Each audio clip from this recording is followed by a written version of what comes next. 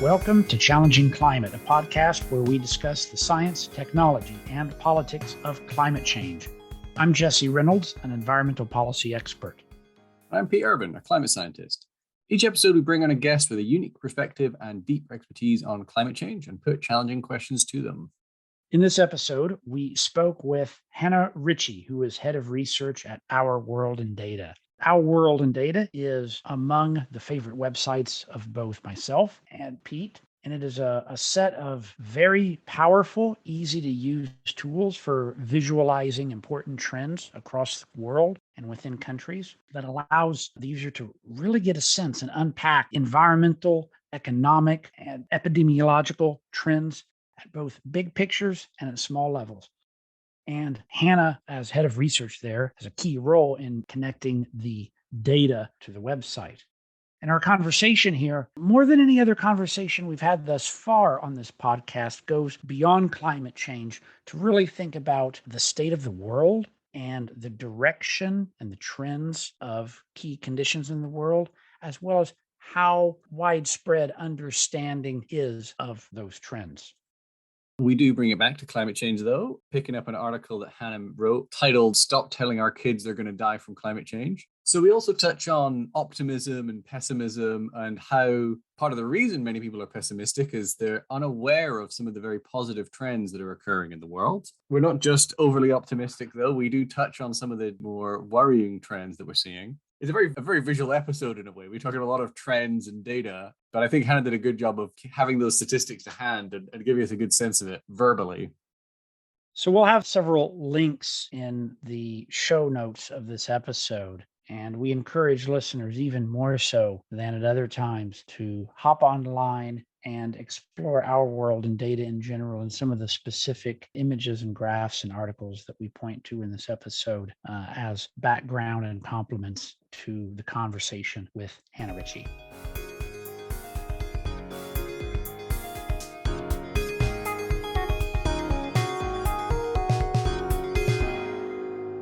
Today, we are joined by Dr. Hannah Ritchie. Hannah is a senior researcher at the Oxford Martin Programme in Global Development and the head of research at Our World in Data. She works at the intersection of environmental sustainability and human well-being, addressing climate change, energy systems, food, agriculture, and more. Welcome to the show. Thank you very much for having me. It's great to be here. Well, I think we usually open with just a quick question on your background. How did you get to where you are today? I guess it's a bit of a long story. So I grew up in Scotland and basically did all of my education at the University of Edinburgh. So I did a bachelor's degree in environmental geoscience at Edinburgh. And then from there, I moved on to do a master's in carbon management. So very much focused on climate change. I think at that point I had the kind of scientific background, but I kind of lacked the business economic side of it.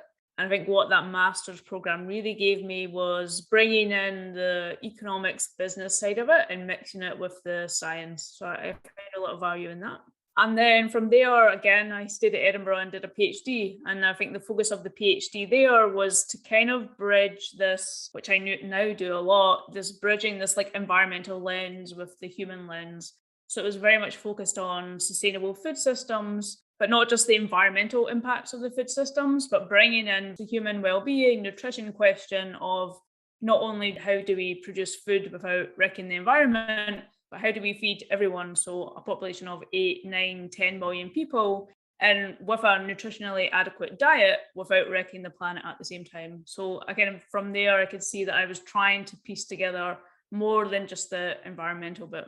How I got into Our World in Data is I strangely finished my PhD very early and had a lot of time to kill. And at the time, the team was incredibly small. So it was basically just Max, Esteban, one web developer. So very small, very early stages. And I could see that on the website, a lot of the economics topics were covered very well and some of the health topics, but stuff on climate, energy, food, it was kind of like bare bones, bare minimum because there was so few people on the team. So basically I emailed Max and like quite cheekily said, hey, I saw you've got these pages on like environmental stuff. They look kind of empty. Could I fill them? And thankfully, he gave me the opportunity and he said yes. And it's just snowballed from there, where I slowly built up doing more and more our world and data, and basically just become my full-time job. Great. Well, for those who don't know, our world in data is, I think it's a fantastic resource. It's probably the first place I look for data and some of the context about what's going on with human development, health, and environment issues. But could you give our listeners a bit of more of a better idea of what our world in data is and how it originated? Yeah, so Our World in Data is a web publication. So we're a website, ourworldindata.org. And it was started by Max Roser. He was at University of Oxford at the time, still is, but was doing a kind of normal postdoc program and started doing this as a kind of side project. And the motivation for it really stems from the fact that the world faces a large number of big problems. And often there's a lot of research that already exists that allows us to understand those problems, make progress, begin to solve them. But often there's this barrier between where the research lives and the data lives and how it actually reaches people that can use it to make a difference. So the motivation for it is bringing out a lot of the questions and answers that are already there and actually bringing them out to the public, to journalists, to policymakers. So we kind of see ourselves as sitting between academia and research and then the general public. So almost this kind of translation service of like very much bringing it to a mass audience where it can have an impact. And we do it across a really broad range of topics that we frame as the world's largest problems. So I cover all of the environment stuff, but we also do poverty, inequality, global health, violence and war. So really covering the really broad scope. But yeah, trying to bridge this gap between what's known in kind of academic fields and what the public needs to know to make a difference. Now, one person who I think made a big difference to how I see the world, and I'm kind of wondering if he was an inspiration for you guys as well, is Hans Rosling. Is that the case? Did he make an impact on you as well? Yeah, definitely. Like I think for our word data, but also me on a very personal level. I think, and maybe we'll touch on this later, at the end of my environmental degree, I was in a pretty bad place in terms of like how I saw the state of the world. Because I think for years I'd just been bombarded with these really negative trends. And I think I'd never really taken the time to step back and really look at the bigger picture of like where the world is today relative to where it was in the past, or where we're actually the trajectory of travel that we're going in. So I think I took a lot of the environmental changes that I'd seen, which were nearly always moving in the wrong direction. And in my head, I just did this basic extrapolation of, well, of course, if the environment stuff's getting worse, then probably poverty and hunger and global health are probably just always getting worse as well. So I basically kind of came around to the conclusion that probably the world was in the worst state it had ever been in, which now looking back is almost the complete flip of that. That was until I discovered Hans Rosling, who, if anyone's not familiar, I would look him up on YouTube because he's a great find, where basically he just took this kind of large global data and told the great stories of where we are today compared to where we were in the past. And whether you look at child mortality or extreme poverty or hunger, we're just in a vastly, vastly better position than we were at basically any point in human history. So he really profoundly changed the way that I saw the world and very much inspired the work I do today. We'll talk about some of those broader trends in environment and food and development here in a moment. But I want to start first by going right into climate change, which is, of course, the topic that our podcast usually focuses on. And you mentioned a moment ago that toward the end of your PhD that you were in I think you said a dark space thinking about the trends of the world, or maybe that was your earlier education track. But then as you dived into the data, your view turned around.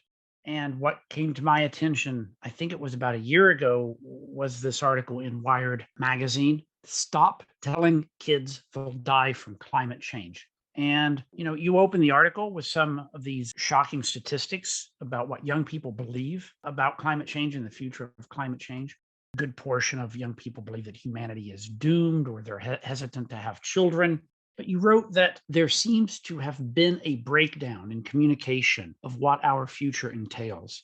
None of the climate scientists I know and trust, who surely know the risks better than almost anyone, are resigned to a future of oblivion. Most of them have children. I find it alarming that most young people today feel that they do not have a future.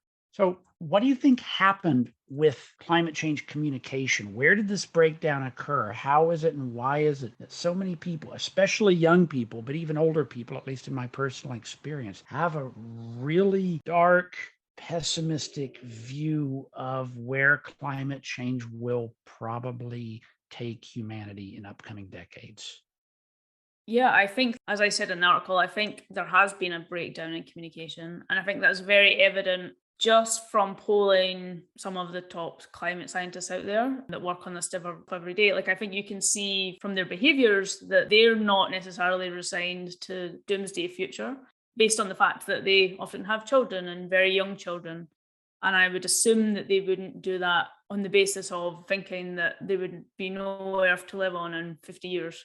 And I don't think they do that lightly. I don't think they make this decision lightly. It's not that they deny that there's a big problem, like they've dedicated their lives to it. But I think they have hope and optimism that we can work our way out of it, which is kind of very core to my message, that it's not inevitable that we turn this around quite quickly, but it's definitely possible. And I have a lot of faith that we can. Where I think some of the potential disconnect with the kind of public communication comes from is, I think one key one is the miscommunication, I would say, of what targets and thresholds mean. I think the world has set a target of 2 degrees, possibly 1.5 degrees if we can make it, which most scientists understand as a target. I think the way often that's communicated to the public is as a threshold where if we pass 1.5 degrees, it's over, and we just give up because basically the planet becomes unlivable. Of course, scientists just don't see it in that way, and that's just not true. The likelihood is we are going to pass 1.5 degrees, and most climate scientists would agree on that. But if you're in the mindset that 1.5 degrees is a threshold, then of course you're going to think that we're doomed because we are probably going to pass it. And I think that very much feeds into how you view progress and an effort towards it. I think most scientists see it as every 0.1 degree is worth fighting for, and we will fight for it because we know that it can make a massive difference. But if you don't see it as this kind of incremental process, but instead of this threshold or this tipping point, which some people in the public do, then I can see how you would perceive it as a kind of doomsday scenario. I think maybe another reason that there's a potential difference between climate scientists is they've kind of been screaming about this and calling for action for a really long time, and for most of that time have been largely ignored, which has obviously been incredibly frustrating. But maybe in the last couple of years, they're actually seeing that, oh, people are getting on board. Stuff is now actually happening after us fighting for this for decades. The last couple of years, like, stuff is actually really, really moving and potentially moving quickly. So there is maybe a little bit of optimism in that a lot of the public just haven't seen because they haven't been as ingrained in the process and seen its evolution. So that might potentially give climate scientists a bit more optimism than general public. And I think because most of the sustainability stuff, not just in climate, is actually just moving now so quickly, if you're looking at it and extrapolating based on stuff that was happening 5 years ago, like, you're way out of date. You need to be looking at data in the last couple of years to actually understand what's happening. A few episodes ago, if everything gets broadcast in the order we're recording, it'll be 3 episodes ago, we spoke to one of the authors of that paper that you linked to that did the survey across 10 countries around climate anxiety among youth. And that's one impact of this breakdown in communication that appears to have happened between scientists and the general public. That's one impact that you cite in your Wired article. What's your take on both climate anxiety as well as what are some of the other effects that inaccurate perceptions of climate risks can have on people, particularly young people?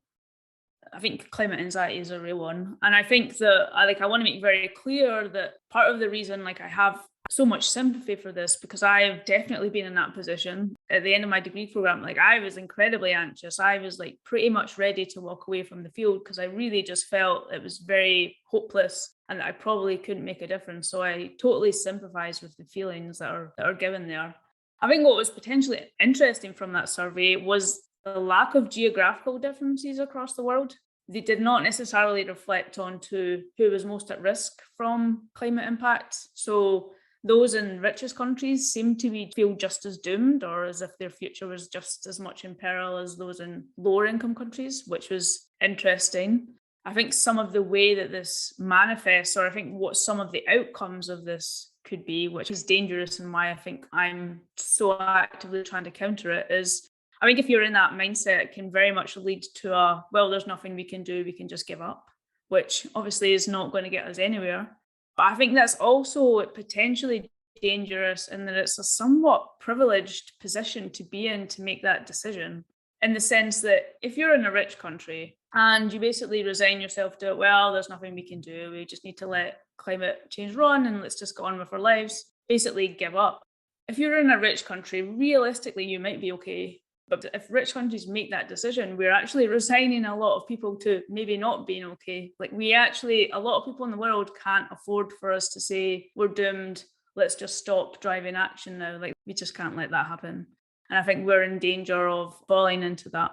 I think another potential reaction to it is, which is again very understandable, if you feel like you're in the position where you're really doomed, the temptation is to reach for very extreme solutions. There's a kind of like a panic button where, I'm scrambling here, I'm clueless what to do, let's just reach for really extreme solutions.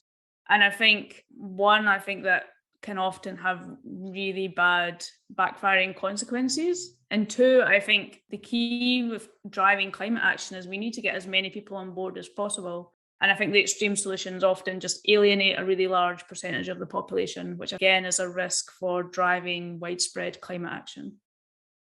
I guess there's been a fundamental change in communication over the past, circa 2011 period. We switched from a pre-social media, pre-Twitter world, where it was top-down journalism-based communication, to a bottom-up Twitter-based communication. Like, how much do you think this is playing into driving this? I think this was already coming in terms of media communication before Twitter, but I think just a key part of it is the frequency with which you get updates now. With such frequent updates, I think it's now very hard, especially when it comes to stuff like natural disasters. And this very much fed into my perception of the world, where now it's just very hard to understand, is this increase in exposure to disasters that I'm seeing, is that a real trend? Or is that me just being exposed to more people talking about it and getting more headlines?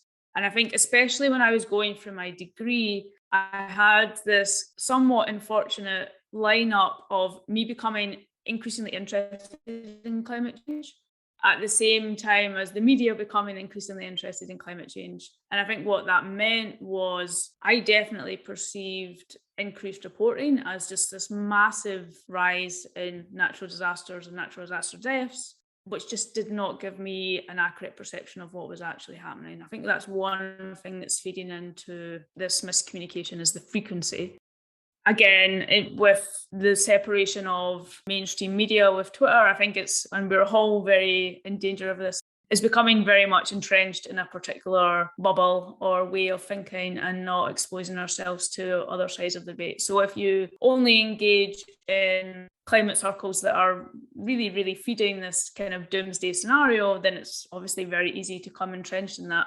On the flip side, it's completely true that if you surround yourself with kind of climate deniers, it's all going to be fine, then you very much reach the opposite conclusion. But I think it's now just very easy to become sucked into like a particular mindset. Yeah. And I guess we'll be switching over to data now, but I guess that's the thing on Twitter and in media, it's images that rule. So flaming backgrounds to people playing golf. It's quite easy to, in a few slides, to generate an impression of doom in your talk or scouting through your internet. But I think you hinted at a statistic which I think is really, really relevant, which is from our world and data, the decadal average of number of deaths from disaster. One would think this has been going up and up and up, and the world population has been going up and up and up. But that's not the case, is it?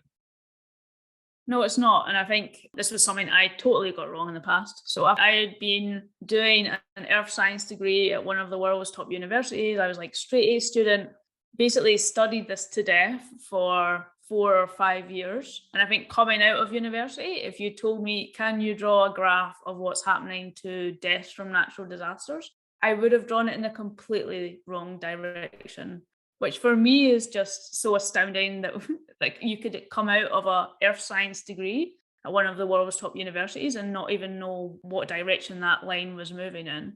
But yeah, if you look at deaths from natural disasters over the last century, they're very much going down and going down very sharply. Like, I mean, you get annual spikes and they're often earthquakes. So it's not really fair to compare year to year. But if you look at kind of decadal averages, it's like something like a tenfold decline over the last century, like really significant decline.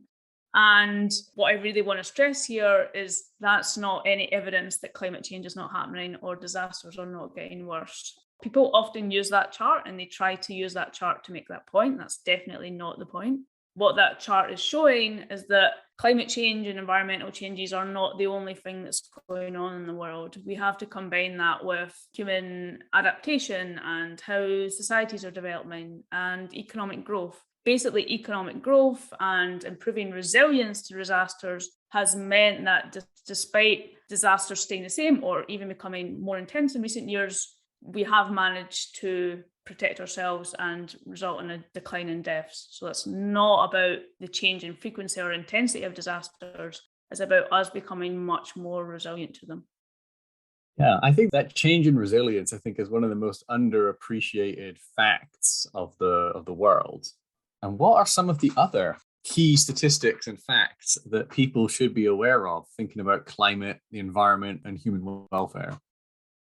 I think the decline in natural disasters deaths is key. And I think understanding why there's been that decline is key moving forward with climate change. I think one of the biggest risks of climate change is that we, in the rest of the world, we don't alleviate poverty quick enough. And so we have this climate change superimposed on communities that still haven't been lifted out of poverty. And in terms of those deaths from natural disasters, you could see a reversal if we don't address global poverty. So I think that's really, really key in this climate change discussion. I think some of the other key ones, especially when it comes to climate change, is the food question. So when we look at how food systems have changed over the last 50 years predominantly, they've changed massively. And I think one of the biggest changes there has just been an increase in productivity and yields, which as we move forward with climate change and a growing human population is going to become even more important because we're going to need to develop more resilient food systems to climate change. That's one I found very striking. And we're looking at some US crop yields for wheat, and it was something like a factor 10. It was over a century. It was something in that ballpark. I remember just being completely blown away.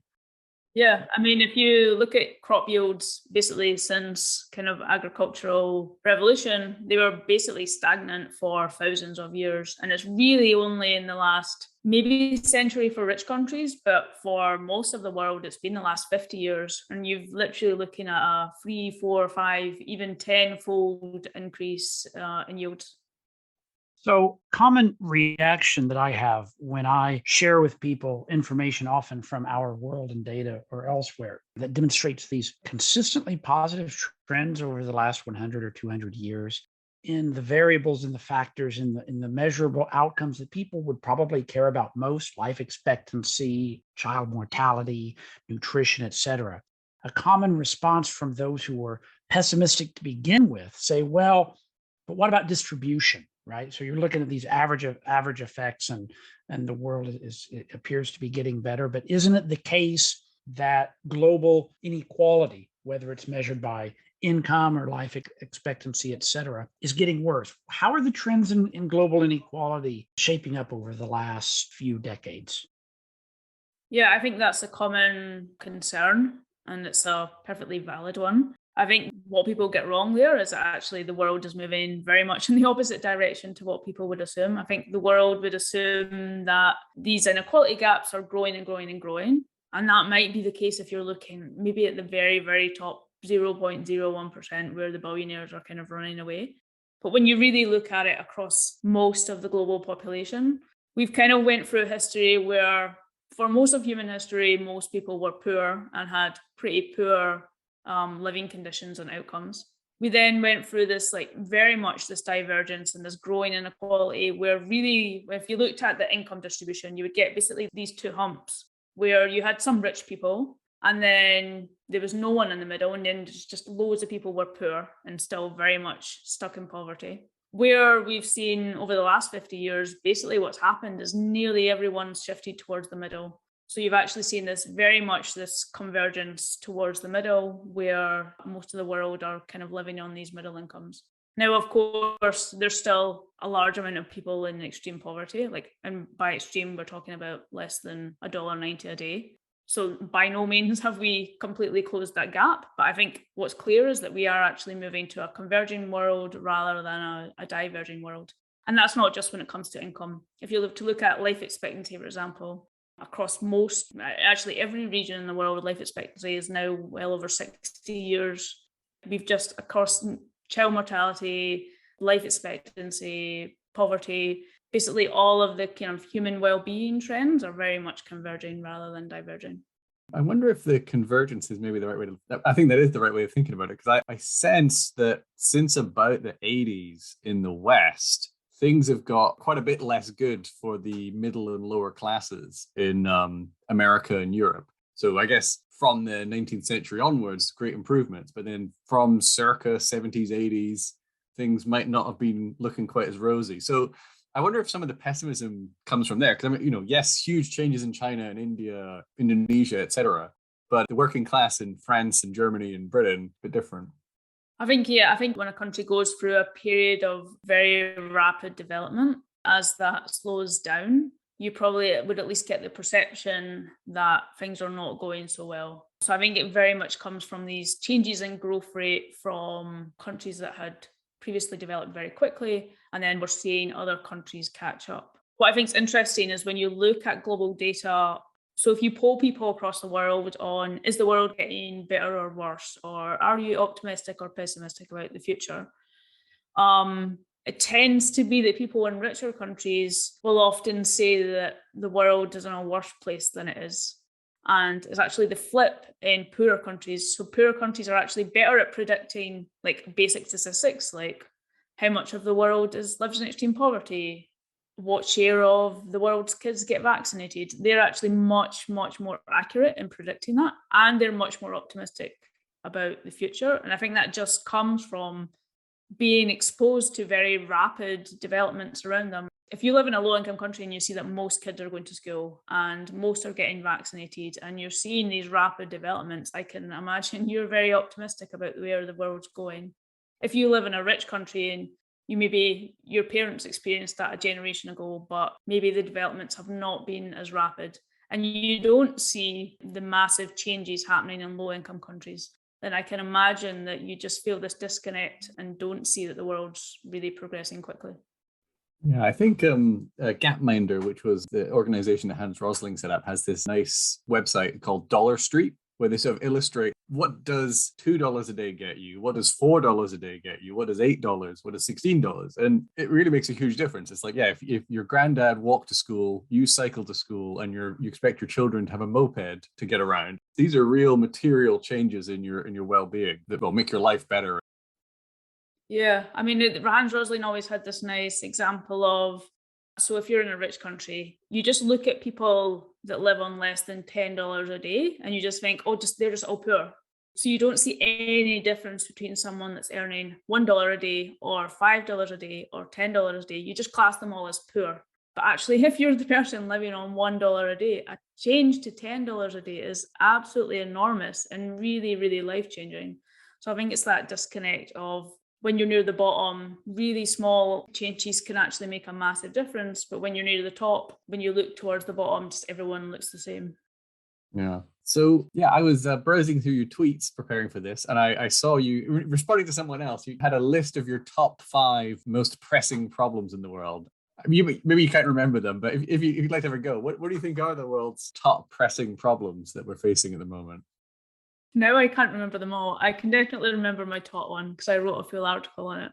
So I think one of the world's most pressing problems is agricultural productivity, and most specifically in sub-Saharan Africa. And I think the reason for that is twofold. I think there's a very strong environmental argument to that, but I think there's also just a really strong people argument to that. The reality is that if you look at changes in crop yields, as we discussed earlier, across the world, they have basically increased in all regions. Unfortunately, they have increased in sub-Saharan Africa, and I realise that I'm talking about sub-Saharan Africa in a very broad sense. And of course, there are large differences across the region, so I'm not just talking it as a single entity. But broadly, if you look at most countries across sub-Saharan Africa, the growth in crop yields has been much, much slower than in other regions. And there's just very, very large yield gaps between the yields that they're getting and what they could be getting. And I think that's a problem for several reasons. It's a problem from an environmental lens, because if you're not increasing crop yields and you need more food, which sub-Saharan Africa does because it has a growing population, then you just need to use more and more land for agriculture. And that land has to come from somewhere, and it often comes from forests or natural habitat. So looking forward, one of the largest drivers of deforestation in the next couple of decades could probably be just expanding croplands in sub-Saharan Africa. Obviously, the way to counter that would to raise yields, and then you need less land for agriculture. So there's just a very obvious environmental lens to that problem. There's also just a very strong people lens, where the majority of the population in sub-Saharan Africa still work in agriculture, and the only way to get out of that cycle and to alleviate people from extreme poverty is to increase agricultural productivity, so they can grow more food using less labour inputs, using less land, and then move to more productive industries. So I think there's a very strong case for it in terms of poverty alleviation, and there's just also a very strong case for it in terms of stopping deforestation and environmental damage. So I think that's definitely my top one. I can't remember what the other ones I put. So one of the roles that data has played in your life and in my life, and presumably Pete's as well, is a recognition that there are in fact many important trends that are improving, that are going in the right direction, in some cases quite rapidly so, and that's not widely recognized. And I want to ask the flip question. Are there any trends that are globally or regionally going in a much more negative direction than is widely recognized? This is a little different than the previous question, as opposed to what's the most important problem. Are there things that are really getting worse that we're not aware of widely enough? I think there are a range of metrics that are going in the wrong direction. I guess the question is how widely known they are. I think they probably are. Most of them are widely known. Many of the environmental ones are obvious. Most of the social and health ones are going in the right direction. I think we tried for a while to identify ones that were going in the wrong direction. The most obvious one there from a health perspective was obesity, which is just obviously going in the wrong direction nearly everywhere in the world. The other one, we discussed global inequality earlier. I think there's an obvious case that in particular countries, within country inequality is getting worse.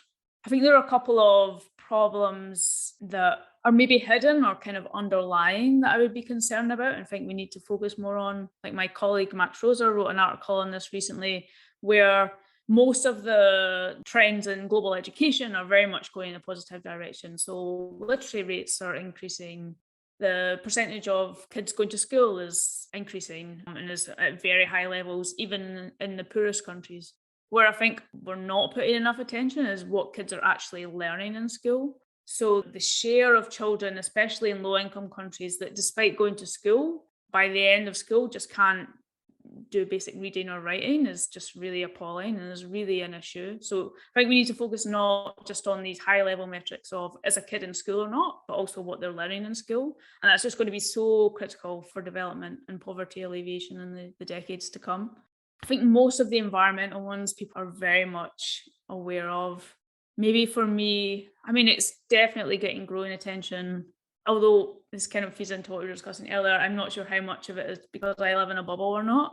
I don't think it's very much a bubble, but definitely the discussions around meat consumption and increase in global meat consumption is definitely a concern for me from an environmental perspective. I think that now gets a lot of awareness, but I don't know what that's like at a global level. At least in my bubble, it gets a lot of awareness. Yes, I think that meat eating was one of your other top 5 challenges. So maybe asking that a little bit more broadly, There's some strands in environmental thinking and how to deal with climate change. I mean, this is very crude, but on one hand is let's invent new technologies, let's just change the incentives. And on the other is we need a change in values and culture in choice. On the meat one, this is quite concrete. How quickly are people adapting and changing to a vegetarian and vegan diet? And is it widespread enough? Is it happening outside of the West? What do the trends look like there? They are mixed, I would say that. They were mixed in the sense that, at least when you look at survey data, it looks quite positive, although too slow, in the sense that a growing share of people are saying they're trying to reduce meat consumption. More, especially young people, are more interested in a vegan diet or a vegetarian diet or a diet with less meat. I think that's all positive, although it's moving much too slowly compared to where we would need to be. I think for me, the worrying part is the disconnect between the survey data and the sales data. Like, it's fine if people are saying that they want to reduce meat consumption, but when you look at sales data on total meat consumption, it's not really going down. It's maybe a bit in the UK. When you look at US data, it's not. Where we have seen significant change is the types of meat that people are eating, which from a climate perspective has been positive.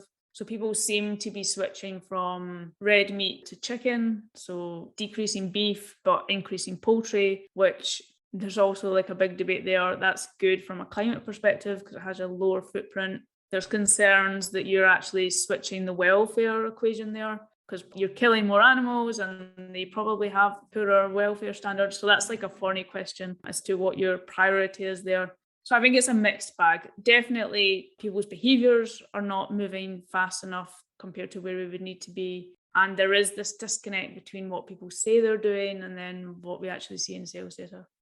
So sticking with the West, I mean, something I've wondered there is, are there pockets where there really is rapid social change? Because I guess you could be wondering, like, what makeup will this change, the reductions in emissions come from? Will it come from societal change or will it come from technological change? I mean, are there places where we're really seeing a dramatic change? I mean, is there only 10% of Californian youth that eat meat? Or are there any really dramatic changes around the world? Not to that extent. When you look at demographic breakdown, it's definitely young people at least identify in a much larger share as like flexitarian. So I think there's definitely some age effect there. But again, the percentage that strongly identify as meat eaters is still very, very high. So it's not like this really, really dramatic change. And then there's places that aren't the West, which is most of the world. Is there any signs there that, I don't know, Chinese meat eating habits, Indian? I mean, India's a lot more vegetarian, but I mean, I guess China, Africa, what are things looking like there? Yeah, so India is largely an outlier. If you do the plot of meat consumption per person versus income per person, it's almost a straight line. Like, there's very strongly correlated that the richer you are, the more meat you eat. And there has just been this normal pathway of as countries get richer, they just gravitate to more meat intensive diets. And that's a natural path that countries follow. And most countries are just following that path. India's been an outlier in that. It eats significantly less meat per person than you would expect for a country of its level of income. But yes, I'd say again, across most of the world, there is still just this very direct relationship. I guess on the technological side of this question, how are meat alternatives, low carbon meat alternatives, getting on? I think in the last couple of years, there's been very, very positive signs. I think the number and diversity of products on the market has just rapidly increased. I think there's increasing consumer acceptance of them. And I think what's going to be really key is the price point. One of the problems with meat substitutes in the past has been that they're either more expensive than meat or the same price, which for most people is they're just not going to make that switch if it's more expensive than meat. So I think just the price point is just really, really key. I think there is significant positive signs. I think there's still a lot to do in terms of consumer acceptance. And just making it more of a social norm that you would just naturally gravitate towards the meat-free. Maybe this is controversial, but what I don't necessarily like in supermarkets is that they're in completely different sections. So you have to make a very active choice. I'm going to go to the vegetarian meat substitute section rather than I'm just going to pick something for dinner and okay, there's chicken. Right next to it is a cheaper chicken substitute that tastes just as good. I'm just going to pick that up. I think that's the problem. You almost need to, in a supermarket, identify as I'm the vegan, I'm going to go to the vegan section, or I'm the meat eater, I'm going to go to the meat section. I think that's a problem in kind of breaking down these social norms. I do want to add that it's important to keep in mind that some of these trends that we in the West identify as potentially negative, such as greater meat consumption, it's also important to keep in the context that you mentioned around the linear relationship between per capita income and meat consumption. On the one hand, I think the world would be better, and certainly animal welfare would be better with less meat consumption, but it's also indicative of less poverty, that as people move out of poverty, they're on the lower end, their meat consumption is going up. So if you look at a country that's less poor than it used to be, you can expect meat consumption to go up. So I don't know if you have any thoughts on that side of the coin. No, that's 100% true. And I think it's not necessarily just that as incomes rise, you just eat more meat.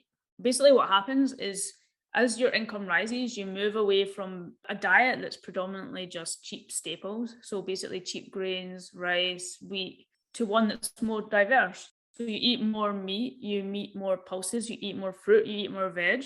Nutritionally, that diversity is significantly better than this like monotonous diet that's based on staples.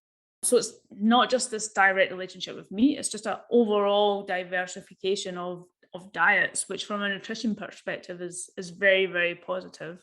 I think the question is, can you just substitute the meat with equally nutritious, affordable protein alternative? And if that's an option, and actually if you can make it cheaper than meat, then for poor people in the world, that's a massive plus, that you could potentially provide very cheap, high quality protein. That would be amazing. Some of this points to, or at least implies, a controversial assertion, and that is that part of the path to sustainability might counterintuitively lie through economic growth. So there's this term, the environmental Cosmets curve. And the idea is that on a per capita basis, low income populations, very low income populations, have low environmental impact. And at the higher end, if you can imagine Northern Europe, they're wealthy enough that they can invest in reducing their per capita environmental impact through green energy and expensive meat substitutes, et cetera. And that perhaps there's this hump, if you will, this hill around middle incomes of 10 to 20,000 US dollars per year, where per capita environmental impact might be greatest. Does the evidence bear this out? Do we know enough about the relationship between environmental impact and income to have this? I suppose it's a type of resilient optimism that we just have to push through the hump. And once we all come out on the other side, then we'll have a world of Denmarks. Right. I think the environmental Kuznets curve holds true for some metrics. It certainly doesn't hold true for all of them. I think some of the strongest ones is like it's pretty true for air pollution, for example, where there is quite a clear pathway that countries go through to reach cleaner air. I think when it comes to climate, for example, I think probably the relationship is not as straightforward as that.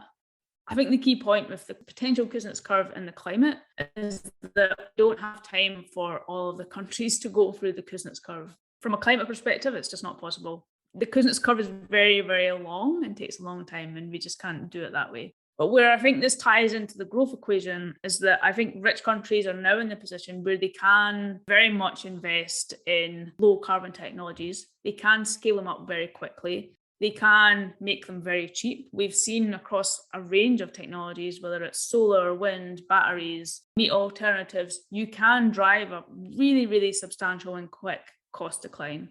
And the point, I think, of that investment and that growth is that you then make those technologies so cheap that countries don't have to go through the full curve. They can skip the whole curve and just go straight to the low carbon source. I think that's where I stand on that kind of growth debate. Slight change of subject, if we can.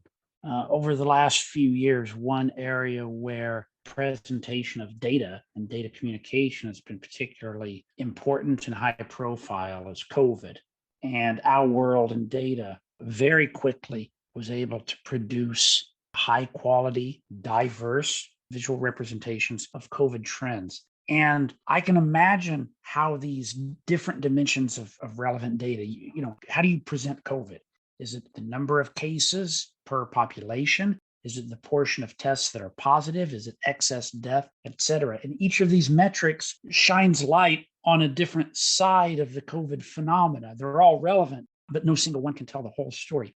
What were some of the sort of questions and trade-offs that the team at Our World in Data had and confronted, and the challenges that they confronted in communicating COVID as it happened? Yeah, I mean, that was quite an experience for us, and definitely not one that I'd anticipated, going from being a climate scientist to an epidemiologist. But I'm really proud of the role that we played in that.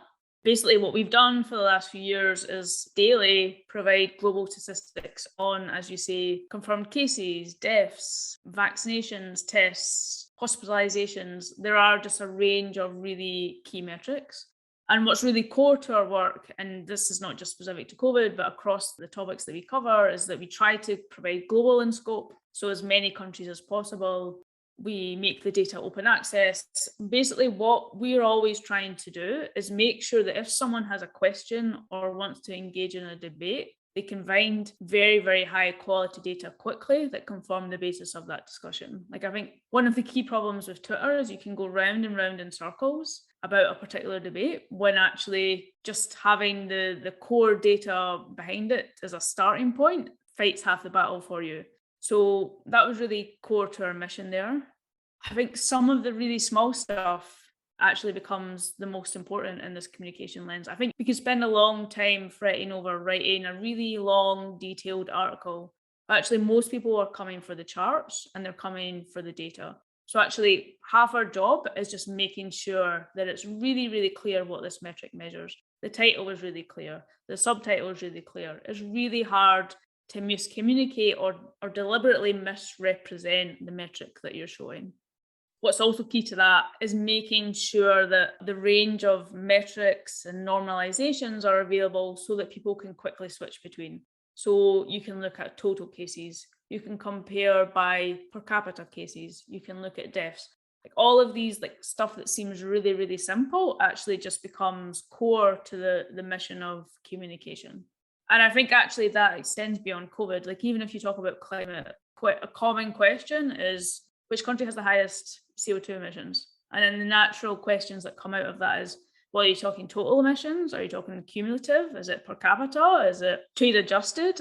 Like, what we always try to do is present all of the metrics, make all the metrics available so that people can then have the debates looking at different metrics, looking at different countries. But what's core is that the definitions are really clear. All of the data is transparent and available. And I think that actually is half the battle, and just getting discussions going and centered around a logical point.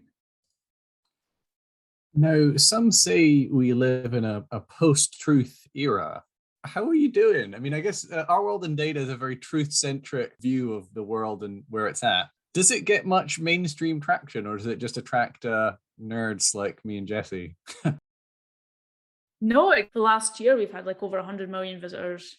In the media, we get tens of citations a day. So, like, everything from, and that's what's really core to us and really important, is that we're not speaking to one particular side of the debate, or we're not speaking to a bubble like we spoke about on Twitter earlier.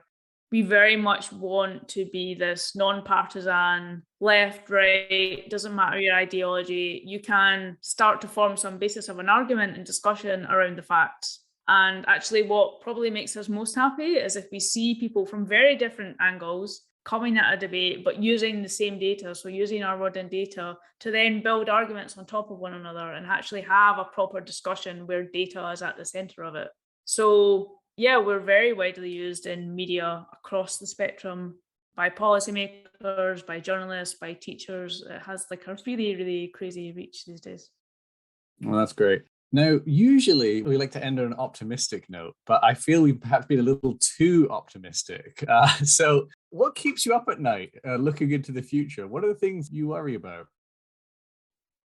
Definitely the question of agricultural productivity, my world's largest problem. I think progress there is looking very, very slow. And I think if we don't solve it, it's a big, big problem. I think the other big one for me that maybe doesn't get as much attention as it should, because maybe climate change or other environmental factors do, is just biodiversity loss. I think for me, that's probably maybe even bigger than climate change in terms of environmental problem. Maybe not for humans, but I think for the rest of the species on the planet, it's just a massive problem. Wow, thank you very much, Hannah. I think we balanced things out there a little. Thanks for joining us. That was really great. Thank you very much.